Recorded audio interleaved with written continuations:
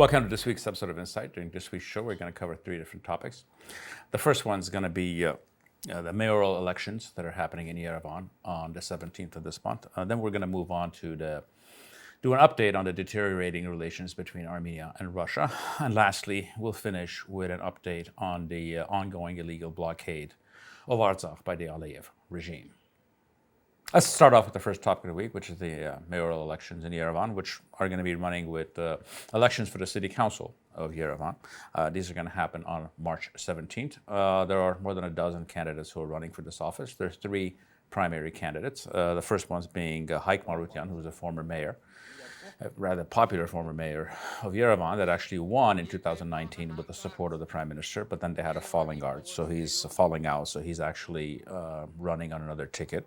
The second one is Tigran Armenian, who is the candidate of the prime minister and actually the deputy mayor at this point. And the third one, the primary candidate, is Manet Tandelian, who's a former minister. She comes out of the IT sector and is part of Ruben Vartanyan's party. And she's running somewhat of what we call a third-way campaign, as far as I'm not tied with the old regime or the new one. There are many other, obviously, minor candidates, but those are the primary ones. I think why is this significant? Because given the size of Yerevan and the smallness of Armenia, anybody who actually wins this position, who is actually not from the prime minister's party, is the natural leader of the opposition. Secondly, this is actually partially, not entirely, a referendum on the prime minister. If Mr. Armenian underperforms, that will be seen by many as a referendum on the prime minister. As far as observations go on these elections, frankly, these are very, very critical, important elections, except they're not getting any of the attention that they deserve, is because obviously they've been overwhelmed by greater events, which is the ongoing genocide in Artsakh. So this has become a minor sideshow. There have been some accusations of using administrative resources to help Mr. Armenian, who's the prime minister's candidate, and there's some of that is quite obvious. And the Council of Europe actually is going to be sending monitors to monitor the elections on the 17th. Now let's move on to the second topic of the week, which is the deterioration of Russian-Armenian relations, which has sort of took a momentum of its own this week. And there's certain events that actually led to that. And it all started about 10 days ago with an interview that the prime minister did. He essentially made the case that Russia is leaving the region and that we made a mistake by over-relying them on security. This was followed up by a first-ever trip by the Armenian First Lady to Ukraine to deliver humanitarian assistance to Ukrainian children. Then the government announced that it's going to move forward with the passage of ICC, the Rome Statute, which is a very sensitive issue with the Russians because of the charges it has against Vladimir Putin. And lastly, and I think this is what broke the camel's back, is for the first time ever, there are actually U.S. Armenia joint military exercises. So here we are, Armenia, who's formerly a member of CSTO, actually having military exercises with the United States military forces. The reaction to this from the Russian side has been fierce. The Armenian ambassador to Russia was called in and he was threatened in so many ways, and this was actually not even hidden. It was actually in the communique. Media figures of different calibers, some of them serious and some of them not serious at all, have made all kinds of threats, threatening to overthrow the government, attack Armenia, and a half a dozen different things. But the overall reaction has been very fierce from the Russian side on this more and more clear pivoting to the West. Let's analyze, where this is all coming from. This has actually been in the works for a long time. And there's multiple reasons why we've gotten to this breaking point in the relations between Armenia and Russia. And the first one is the very clear Moscow-Baku alliance, this totalitarian alliance between these two countries that is mostly pointed against Armenia and its pivot to the West. They are, in fact, strategic partners. This is something that's openly declared by the two of them. The second one was the clear betrayal of CSTO of Armenia, CSTO being the Russian version of NATO, in which both in 21 and 22, when Armenia was invaded by the forces of the Aliyev regime, CSTO refused to act in any way to protect Armenia. Third was the very clear green lighting of one of those attacks in 22, actually, in which you had the major invasion of Armenia last September, to the extent that it's commonly known that our air defense systems, as they're part of the same similar ones. It's a united system with Russia on the entirety of CSTO. They shut down our air defense systems, and it was that morning of the attack, Russian forces actually left posts that they should have had, which means they had advanced warning of what was coming.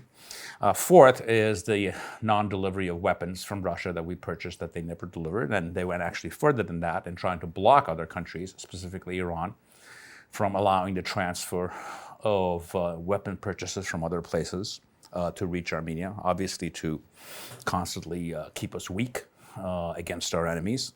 And last and most importantly is the obvious illegal blockade of Artsakh, which would not be possible without a consent from Moscow. This blockade is as much a project of Moscow as it is Baku. Apparently, after all of this, it is our job to be thankful for all their betrayals, and we should be thankful for them starving 120,000 Armenians to death.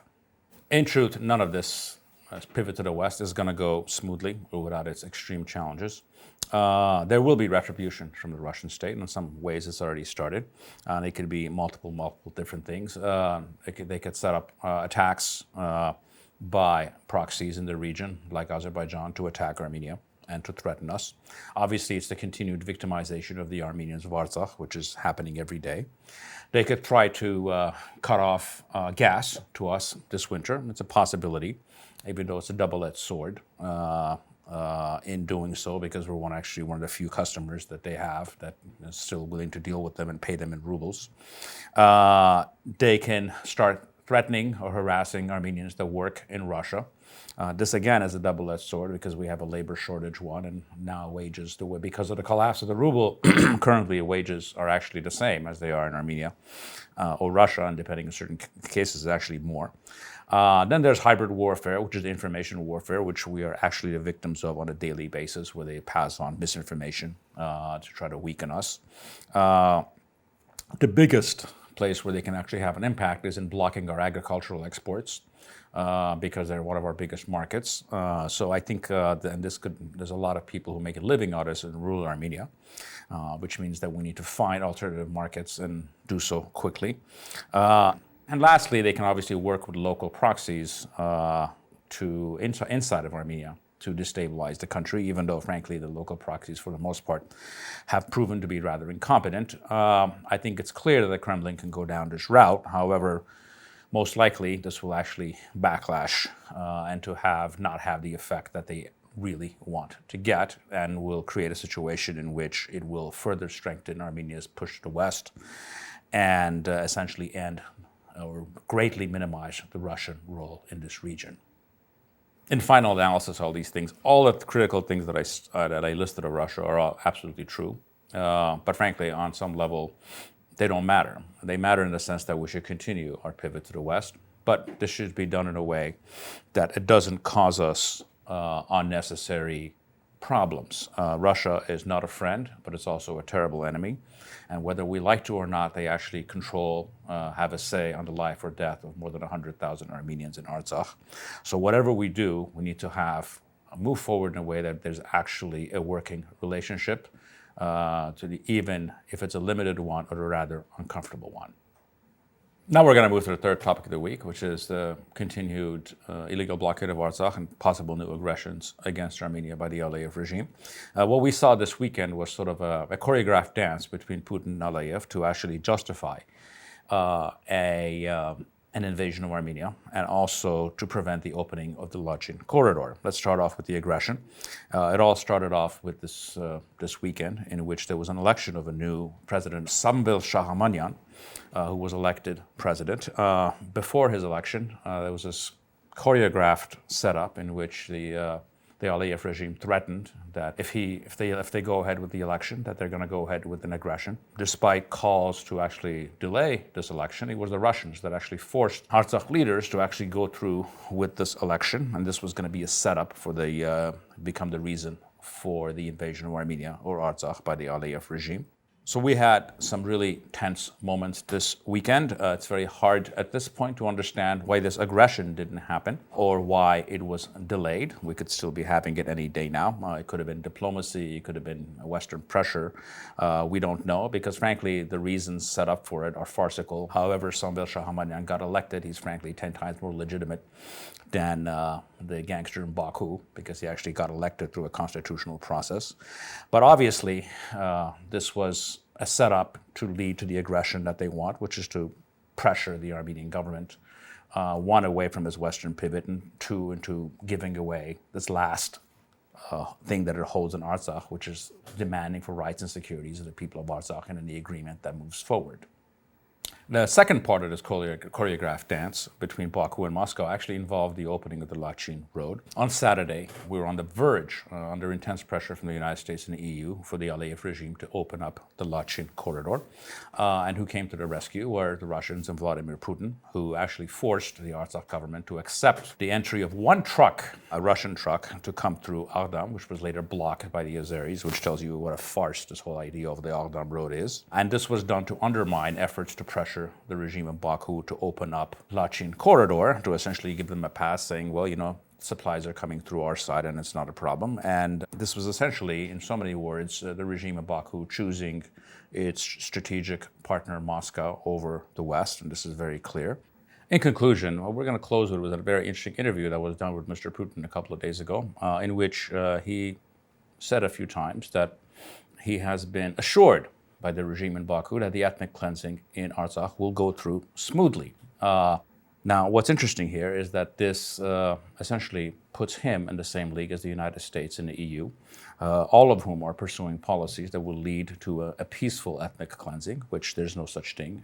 Genocide is genocide, and ethnic cleansing is genocide. So our question for our Western friends is, you tell us that this man is evil. We won't argue with you, but why are you here doing evil with him when you oppose him everywhere else? We're going to close this week with our appeal, end of our summer fundraising appeal. As you know, it takes a lot of resources to do the work we do, so we need your support. And we're going to ask all of you to go on our donation site, donate to CivilNet, and specifically and hopefully try to give on a monthly basis. Thank you for joining me in this week's episode of Insights. It's high time for me to put an end to your sitting in this place, which you have dishonoured by your contempt of all virtue and defiled by your practice of every vice. Ye are a factious crew and enemies to all good government. Ye are a pack of mercenary wretches, and would, like Esau, sell your country for a mess of pottage, and like Judas betray your God for a few pieces of money. Is there a single virtue now remaining amongst you? Is there one vice you do not possess? Ye have no more religion than my horse. Gold is your God. Which of you have not bartered your conscience for bribes? Is there a man amongst you that has the least care for the good of the Commonwealth? Ye sordid prostitutes, have you not defiled this sacred place, and turned the Lord's temple into a den of thieves by your immoral principles and wicked practices? Ye are grown intolerably odious to the whole nation. You were deputed here by the people to get grievances redressed, and you yourselves have become the greatest grievance.